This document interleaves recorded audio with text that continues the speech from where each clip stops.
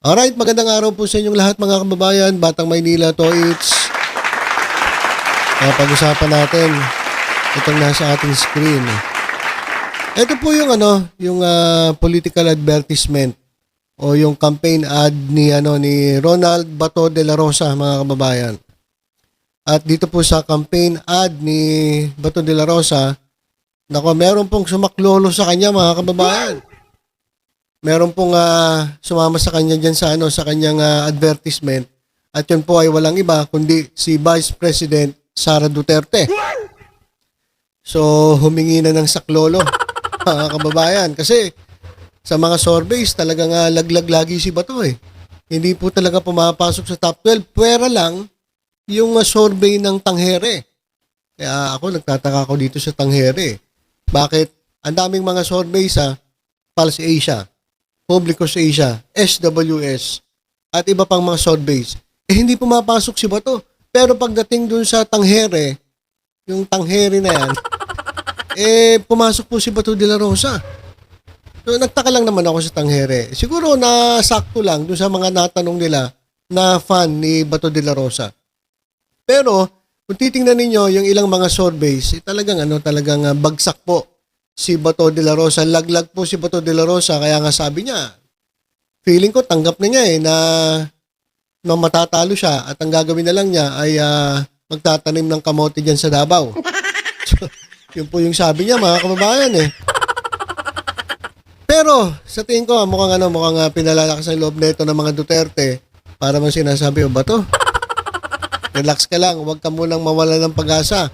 Huwag ka munang magtanim ng kamote dyan sa Davao.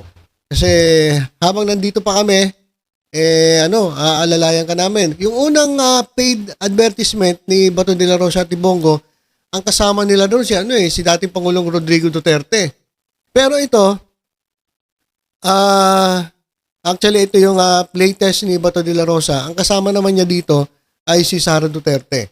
So pakinggan natin mga kababayan itong kanilang paid advertisement.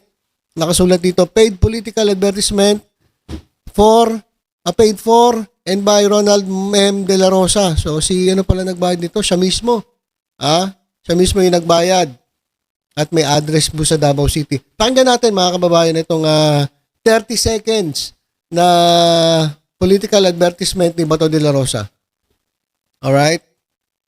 Kinsa man gyud ang tinuod sa serbisyo ug adunay dedikasyon sa pag-alagad.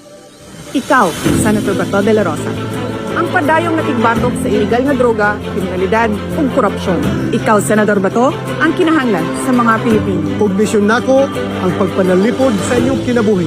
Gusto ko laluwas kamo itaga ninyo sa bato. Yes, sir, sa Senado. Okay. So yan mga kababayan, Bisaya yung salita. Pero may merong tayong nakitang subtitle. So, ulitin natin pero wag natin lagyan ng sound kasi may background music, baka makapiright tayo. So ito mga kababayan, sino ba ang totoo sa serbisyo? Ayan po yung nakasulat mga kababayan. Sino ba ang totoo sa serbisyo? At may dedikasyong magsilbi. Ayan.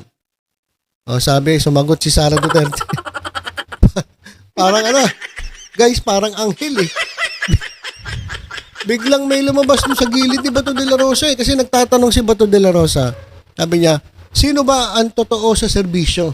Ayan Tapos, at may dedikasyong magsilbi. So, yun yung tinatanong ni Bato de la Rosa. Biglang tingnan niya mga kababayan. Biglang lumiwanag. May lumabas mga kababayan. Hindi natin alam kung anghel o demonyo lumabas. Madilim yung paligid ni Bato de la Rosa. Tingnan niyo, di ba madilim? Madilim ang iyong paligid. Madilim Madilim yung background niya muna. Sino ba ang totoo sa serbisyo? Tapos, at may dedikasyong magsilbi. So madilim yung background. Biglang pagdating ni Sara Duterte, mga kababayan na yan Ito. Ayan Uy, biglang lumiwanag. Ikaw, Senator Bato de la Rosa. Ayan, so from madilim na background, biglang lumiwanag. Kasi nagtatanong si Bato de la Rosa O sabi, sumagot yung anghel. Hindi ko lang alam kung anghel ng kabutihan o anghel ng kadiliman yung yung lumabas. Ayos din ayos din tong advertisement eh. So, sabi ikaw, Senator Bato de la Rosa. Ayan. Ang patuloy na sumusugpo sa illegal na droga. Ayan po yung sabi ng anghel. Ano pa? Kriminalidad at korupsyon. Ikaw, Senator Bato de la Rosa, ang kailangan ng Pilipino. Ang mission ko, pangalagaan ang buhay ninyo. Sabi ni Bato, gusto ko ligtas kayo. Itagaan nyo sa bato. Sabi. Ayan mga kababayan. Ayan talagang to the rescue. Ano pa ba? Yes sir sa Senado. Yes sir sa Senado. Si Bato de la Rosa. Wala Sa tingin namin malalaglag to si Bato wala namang ginawa to sa Senado kundi pagtanggol yung mga kampi niya Meron mga batas na nakatulong naman sa mga kasamahan ko sa Bucor. Pero pagkatapos nun wala na Kasi kitang-kita naman natin mga kababayan. Yung kanilang mandato kinalimutan na nila Ang talagang ginagawa nila ngayon ay para sa partido. Hindi na po para sa bayan, para sa partido. Para kay Duterte. Ayun na po yung ginagawa nila.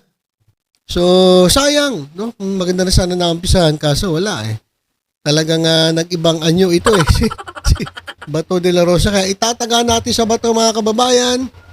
Pagtaga natin sa bato, laglag ang bato. At hindi natin ipapanalo yung ganitong klaseng kandidato kahit na ini-endorso ni Sara Duterte. Ayun mga kababayan. So, tingnan natin Tingnan natin kung may epekto ba mga kababayan ang pag-endorso ni Sara Duterte dito kay Bato de la Rosa. Kasi lagi pong laglag ito Tingnan natin sa mga susunod na surveys kung magkakaroon ng epekto Kasi yung endorsement ni dating Presidente Duterte parang walang epekto O tingnan natin ngayon kasi nagkaroon na sila ng political ads kasama si Sara Duterte. Tingnan natin kung magkaka-epekto kung ito ba ay pakinggan ng tao o baka mas lalong mainis. Kasi etong nag-endorso, ang dami rin problema nito Ang daming kasong hinakaharap yan Impeachment nga, kinakaharap niya ang ating Vice Presidente. Tapos mag-endorso siya. So dito natin may kita sa mga susunod na surveys kung kaagatin ba ng tao at dahil ba sa pag-endorso ni Sara Duterte magbabago ang ranking ni Bato de la Rosa pagdating po niyan sa laban sa pagka-senator. So malalaman natin yan mga kababayan kung ano magiging epekto nito. Pero sa tingin ko parang wala rin Wala rin. Sa tingin ko wala rin epekto yung anghel na bigla na lang sumulpot sa tabi ni Bato de la Rosa. So yan mga kababayan yung update natin ngayon. Na-share ko lang naman mga kababayan kasi para at least na makita natin may epekto pa ba ang endorsement ni Sara Duterte sa kanyang mga kandidato o wala na. Katulad nung tatay niya na si Digong Duterte na meron silang ads pero walang nangyari. Hindi umiepekto.